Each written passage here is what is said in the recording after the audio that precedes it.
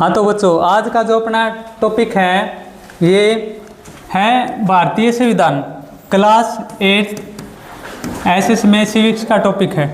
ठीक है, ठीक है। तो क्या है, क्लास 8 में एसएस का टॉपिक है। डिटेल से आप समझना, इसको आसान है, 5-7 चीज़ें आप समझ लेना, समझ में आ जाएगा। ठीक है, तो आपको सबसे पहले समझना है, जैसे आपकी बुक में दे रखा है, कैसे बता रखा है कि भाई आप फुटबॉल खेलते हो। फुटबॉल खेलने के लिए आपको उसके नियम पता होने चाहिए। नियम होते हैं प्रॉपर, तभी हम किसी भी खेल को अच्छे से खेल पाते हैं। क्रिकेट खेलते हो, कोई भी चीज़ करते हो, उसके नियम होते हैं, कानून होते हैं। उससे क्या होता है कि वो चीज़ें अच्छे से रन हो पाती हैं, अच्छे से चल पाती हैं। इसी तरह किसी भी देश को, हम अपने देश की बात कर लें, हमारे देश को चलाने के लिए जिन नियम कानूनों की, अधिनियमों की आवश्यकता है, ठीक है, जिन नियम कानून अधिनियमों की आवश्यकता है, उन सब को हमने क्या किया, उन सब चीज़ों को, उन रूल रेगुलेशंस को, नियम को हमने बुक में लिख दिया। ठीक है, तो वो जो हमारी बुक बनी, वो हमारी बुक कहलाई संविधान। आप इसकी प्रॉपर डेफिनेशन देखोगे ना, तो यहाँ पे बुक नहीं मिलेगा, आपको यहाँ पे डॉक्यूमेंट्स मिलेगा। क्या मिलेगा? डॉक्यूमेंट्स। कि संविधान ऐसे डॉक्यूमेंट्स है, ऐसे दस्तावेज है, ऐसे कागजात है, कागजात समझ सकते हो, ठीक है, ऐसे कागजात है जिसके अंदर हमारे देश को चलाने के लिए नियम और कानून लिखे हुए हैं। ठीक है, क्या लिखा हुआ है? हमारे देश को चलाने के नियम तथा कानून लिखे हुए हैं। आगे समझ में क्या होता है संविधान? ऐसे दस्तावेज या ऐसे डॉक्यूमेंट या ऐसे कागजात जिसमें हमारे देश को चलाने के नियम कानून लिखे हुए हैं, वो दस्तावेज, वो डॉक्यूमेंट्स, वो बुक, वो किताब भारतीय संविधान कहलाती है या हमारा संविधान कहलाती है। ठीक है, अपना देश दुनिया में सबसे बड़ा लोकतांत्रिक देश है। ठीक है, अपना संविधान भी दुनिया का सबसे बड़ा संविधान है। ठीक है, ये जो नियम है ना, ये सारे नियम कानून, ये ऐसे नहीं कि भाई थोड़े से दिन में लिख दिए। इनको मैं आपको थोड़ा सा बताता हूँ। इनको लिखने में 2 साल 11 महीने और 18 दिन का टाइम लगा। और पूरे देश के लोगों ने, पूरी जनता में से प्रतिनिधि आए और 389 व्यक्ति थे जो हमारे संविधान सभा में बैठे, जिन्होंने हमारे संविधान का निर्माण किया। बाद में से इनमें से कुछ पाकिस्तान, मतलब जैसे संविधान को लिखने की शुरुआत है ना 1946 में हुई थी। ठीक है, और 1947 में पाकिस्तान अलग हो गया। तो जब 1946 में शुरुआत हुई, तब तो भारत और पाकिस्तान एक ही देश था। ठीक है, तो ये जो 389 प्रतिनिधि आए थे, ये भारत से भी आए थे और पाकिस्तान से भी आए थे। बाद में जब 1947 में पाकिस्तान अलग देश बन गया, उस टाइम पे इनमें से जो व्यक्ति पाकिस्तान से आए थे वो अलग हो गए। ठीक है, और भारत के कितने बचे? 299। ठीक है, आया समझ में? तो लगभग ये 3 साल का टाइम है। ये सारे नियम कानून लिखने में लगभग 3 साल का समय लगा। और हमारे 300 से ऊपर व्यक्तियों ने मिलकर संविधान को बनाया। बहुत सारा खर्चा लगा। ठीक है, अलग अलग चीज़ों पे बहस हुई, बहुत सारी मीटिंग्स हुई। 165 दिन तक 165 दिन मीटिंग हुई। ठीक है, लगातार नहीं कि भाई लगातार ही 165 दिन, जैसे आज मीटिंग हुई, कल हुई, फिर बीच में 2-3 दिन की फिर छुट्टी होगी, उसके बाद होगी मीटिंग, या फिर बीच में लगातार 10 दिन मीटिंग हुई, फिर बीच में छुट्टी आ गई। इस तरह से 165 से ज़्यादा दिनों तक क्या हुआ, ये मीटिंग्स हमारी चली। और इस तरह से हमारे देश को चलाने के जो नियम कानून सारे के सारे जिन डॉक्यूमेंट्स में लिखे गए, वो हमारा संविधान कहलाया। है समझ में? फिर से बताओ, क्या संविधान?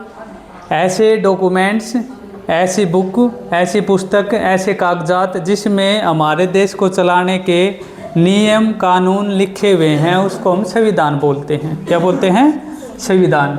2 साल 11 महीने 18 दिन का समय लग गया था इसको लिखने में। ठीक है।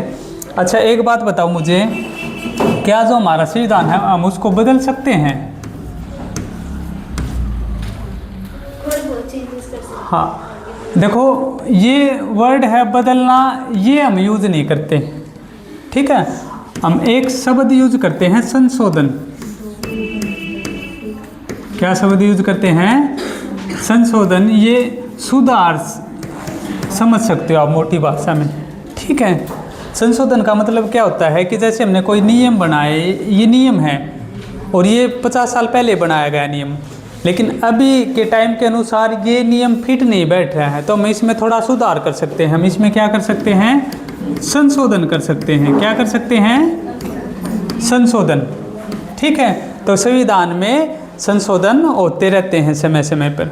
ठीक है, संविधान में क्या है? समय समय पर संशोधन या सुधार होते रहते हैं। और कौन करता है ये संशोधन, ये सुधार कौन करता है? हमारी संसद। कौन करता है? हमारी देश की संसद। ठीक है, हमारी पार्लियामेंट है वो संशोधन करती है। ठीक है, जब भी ज़रूरत पड़ती है वो संशोधन हो जाता है।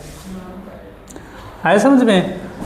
अब इसके बाद हमारा जो संविधान है कैसा है, इसके लक्षण बताए गए हैं कुछ। ठीक है, अब एक पॉइंट और कि ज़रूरत क्यों पड़ी हमें संविधान की। ज़रूरत क्यों पड़ी? संविधान की ज़रूरत क्यों पड़ी? देखो, हमारा देश है किसी भी महादेश से कम नहीं है। 32 लाख स्क्वायर किलोमीटर से भी ज़्यादा एरिया है अपने देश का। ठीक है, और पूरी दुनिया की लगभग 17% पॉपुलेशन हमारे देश में रहती है। 7 से 8 बड़े बड़े धर्म हमारे देश में हैं। ठीक है, हमारे देश में अगर संविधान की बात करें तो 22 संवैधानिक भाषाएं हैं, वैसे तो बहुत सारी हैं। अब ऐसा देश, इसको इतना बड़ा देश है, इसको चलाने के लिए नियम तो चाहिए। नियम ही नहीं होंगे, हमारा स्कूल छोटा सा स्कूल होता है, उसमें भी हम नियम मानते हैं कि भाई टाइम पे जाना है, इस टाइम पे आना है, छुट्टी करोगे तो ये सज़ा मिलेगी आपको। ठीक है, फर्स्ट पोजीशन आएगी तो ये अवार्ड मिलेगा। ठीक है, तो नियम बने हुए हैं। ठीक है, उन सबको मानते हैं। हमारे घर में भी नियम होते हैं कि भाई आपको घर पे रात में बाहर नहीं रहना, जल्दी घर पे आना है। ठीक है, माता पिता की बात माननी है। ठीक है, टीचर्स की बात माननी है। तो ये नियम, एक फैमिली के लिए भी नियम की ज़रूरत है। अब नियम ना हो, ठीक है, अपने घर में ये कहीं पे घूम रही है 12 बजे, ये 2 बजे कहीं पे बैठा है, ठीक है, कोई नियम नहीं है, तो सब अस्त व्यस्त हो जाएगा।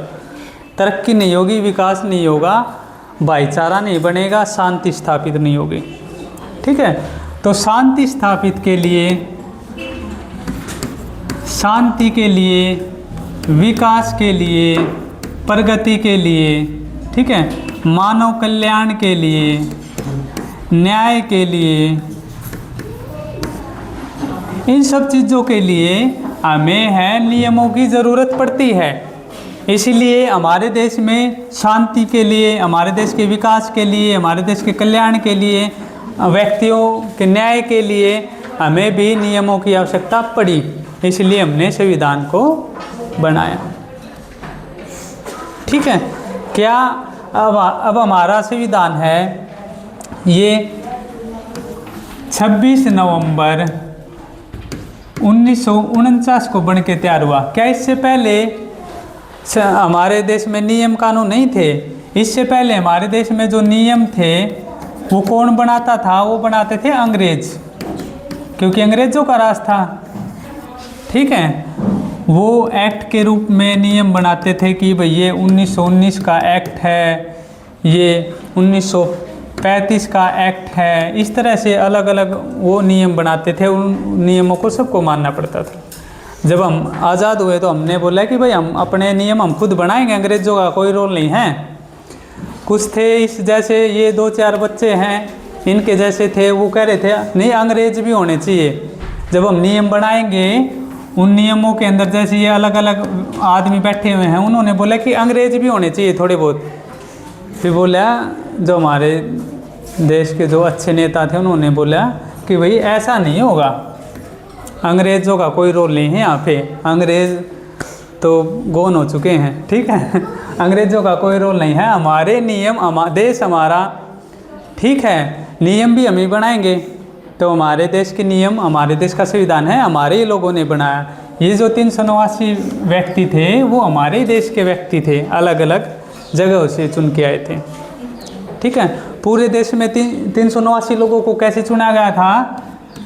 10 लाख जनसंख्या पे एक व्यक्ति आया था, ठीक है, कि 10 लाख की पॉपुलेशन है, वहाँ से एक आएगा, वो आके संविधान सभा में बैठेगा, ठीक है, संविधान को बनाने में वो मदद करेगा,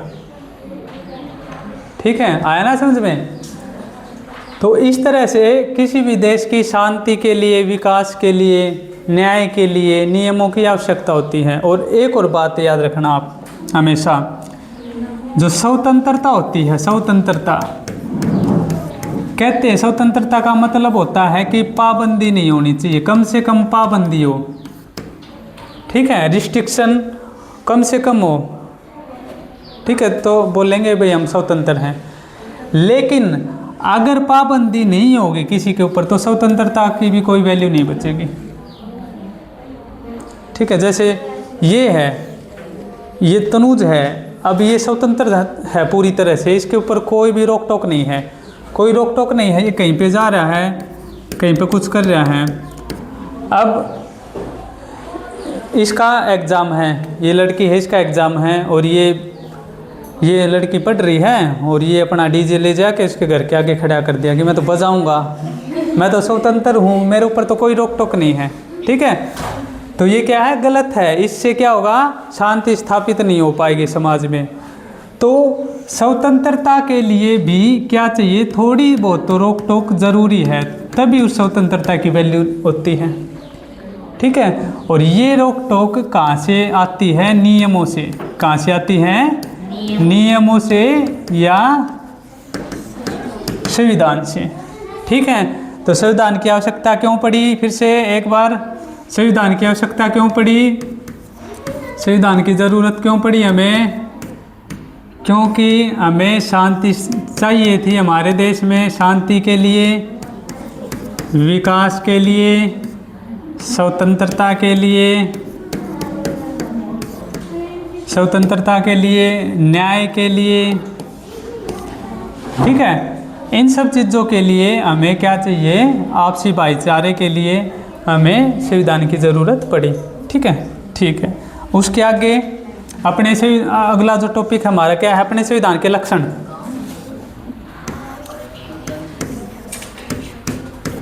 जो अपना संविधान है उसके क्या क्या लक्षण हैं? क्या लक्षण हैं? अपना जो संविधान है उसके कौन कौन से लक्षण हैं बताओ?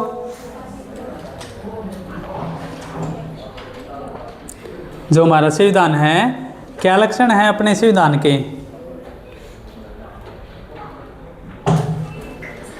स्वतंत्रता का मतलब है कि कम रोक टोक होनी चाहिए। नहीं, देखो, एक तो हमारा संविधान है संघवाद प्रोवाइड करवाता है, ठीक है। संघवाद का मतलब क्या होता है? शक्तियों का बंटवारा, ठीक है। जो हमारी शक्ति है उसका बंटवारा। अब किस किस के बीच में? जैसे केंद्र है, राज्य सरकार है और पंचायतें हैं,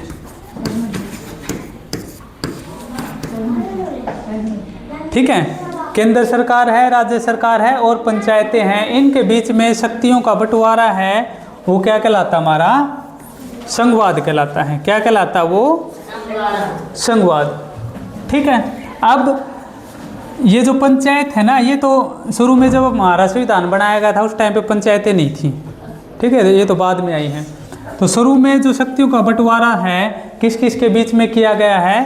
केंद्र और राज्यों के बीच में, कि भाई कुछ विषयों पे केंद्र है वो नियम बनाएगी और कुछ विषयों पे जो राज्य सरकार है वो कानून बनाएगी। कुछ विषयों पे केंद्र सरकार बनाएगी, कुछ विषयों पे राज्य सरकार कानून बनाएगी। इस तरह से बंटवारा कर दिया।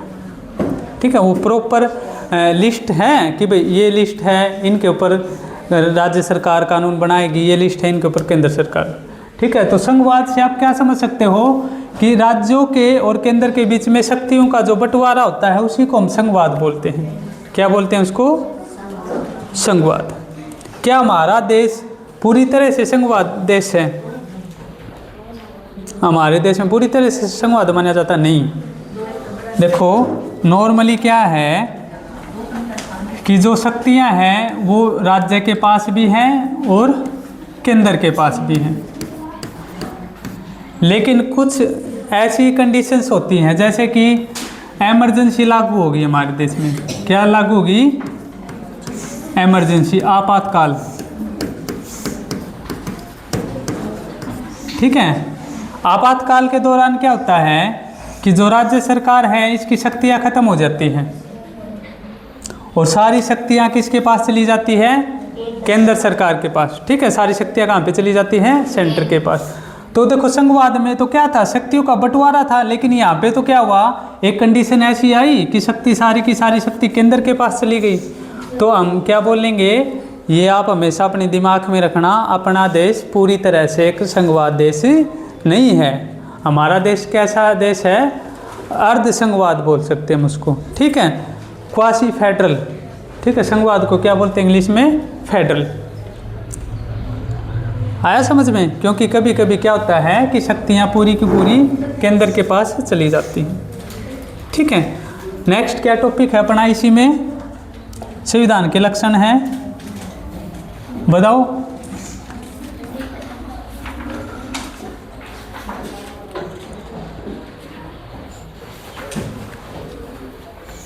संसदीय शासन पद्धति। हाँ, संसदीय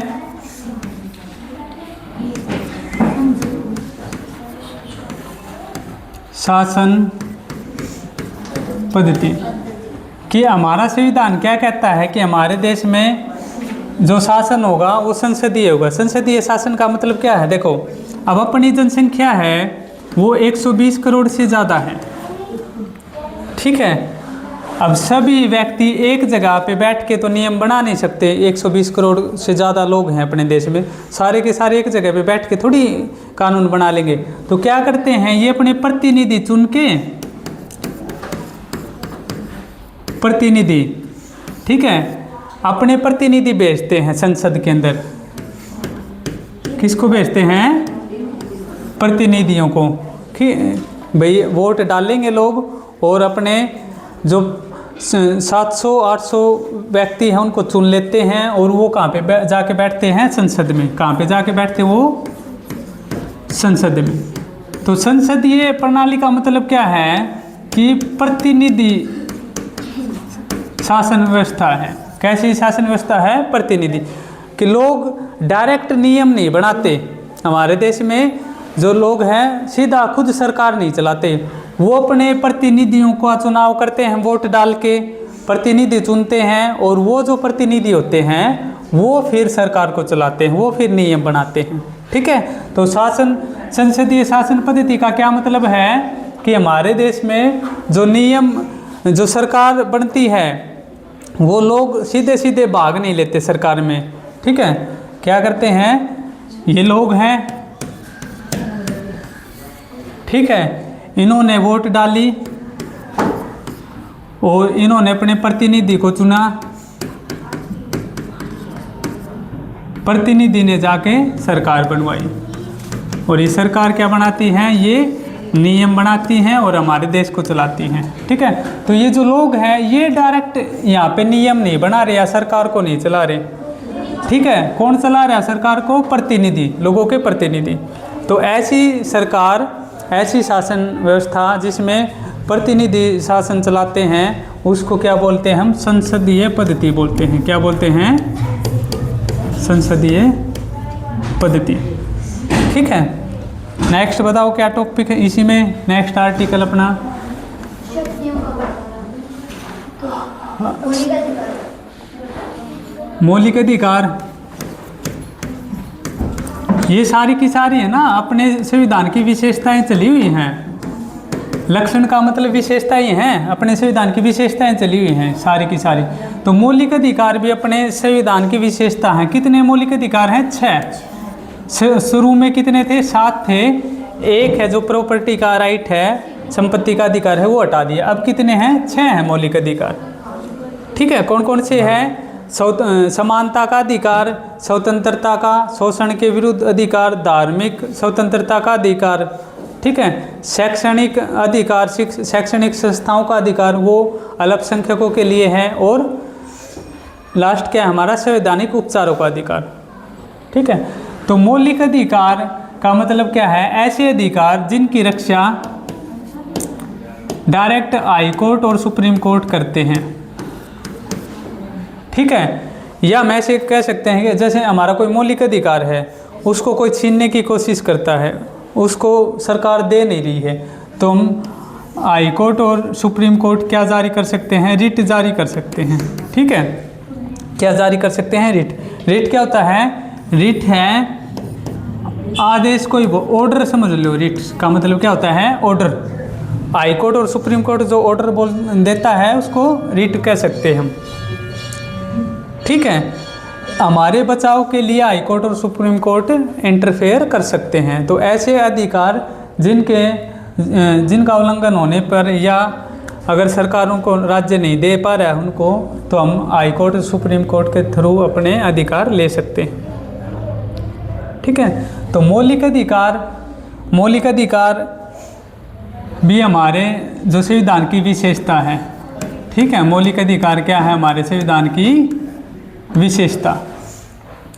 ठीक है, मौलिक अधिकार क्या है? अपने संविधान का लक्षण है या विशेषता है। ठीक है, ये कभी खत्म, क्या मौलिक अधिकार ऐसी कंडीशन हो सकती है कि खत्म हो सकते हैं मौलिक अधिकार? मौलिक अधिकार एक कंडीशन में सस्पेंड हो सकते हैं। ठीक है, एक कंडीशन में मौलिक अधिकारों को हटाया जा सकता है। कौन सी कंडीशन होती है? जब आपातकाल लगाया जाता है। देश में अगर आपातकाल लग जाता है ना, आपातकाल लग जाता है देश के अंदर, तो उस टाइम पे क्या है? हमारे मौलिक अधिकार सस्पेंड हो जाते हैं। ठीक है, तो मौलिक अधिकार क्या है? हमारे संविधान का लक्षण है। ठीक है, और क्या लक्षण है अपने संविधान का? धर्मनिरपेक्षता,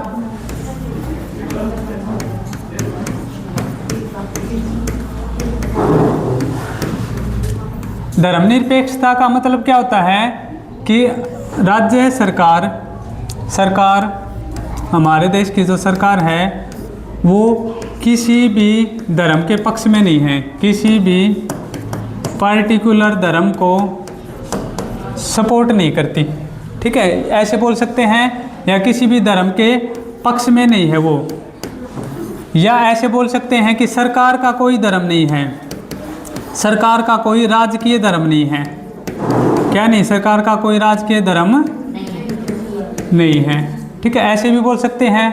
धर्मनिरपेक्षता का मतलब क्या है? कि हमारे देश का कोई धर्म नहीं है, ऐसे बोल सकते हैं, हमारे देश का कोई धर्म नहीं है, या फिर हमारा देश किसी भी धर्म को प्रमोट नहीं करता, सपोर्ट नहीं करता, या फिर ऐसे बोल सकते हैं कि जो सरकार है या अपना देश है वो किसी भी धर्म का पक्ष नहीं लेता। ठीक है, अब इसका मतलब ये बिल्कुल भी नहीं है कि हमारे देश में कोई व्यक्ति किसी धर्म को नहीं मान सकता। ठीक है, हमारे देश में देखो देश का धर्म नहीं है, कोई भी देश का कोई भी धर्म नहीं है। ठीक है, लेकिन देश में रहने वाले जो व्यक्ति हैं, जो लोग हैं, वो किसी भी धर्म को अपना सकते हैं। आप अलग अलग धर्म अपना सकते हो, पूरी क्लास सबका अलग अलग धर्म हो सकता है। ठीक है, तो हम अपनी मर्जी से अपने धर्म को मान सकते हैं, लेकिन देश का कोई भी धर्म नहीं होगा। ठीक है, ये मतलब होता है धर्मनिरपेक्षता का, सेक्युलरिज्म बोलते हैं। ठीक है, तो समझ में आ गया। शायद नेक्स्ट वीडियो में हम देखेंगे, नेक्स्ट क्लास में, कि मैं आपको इसके क्वेश्चन भी करवा दूंगा। ठीक है।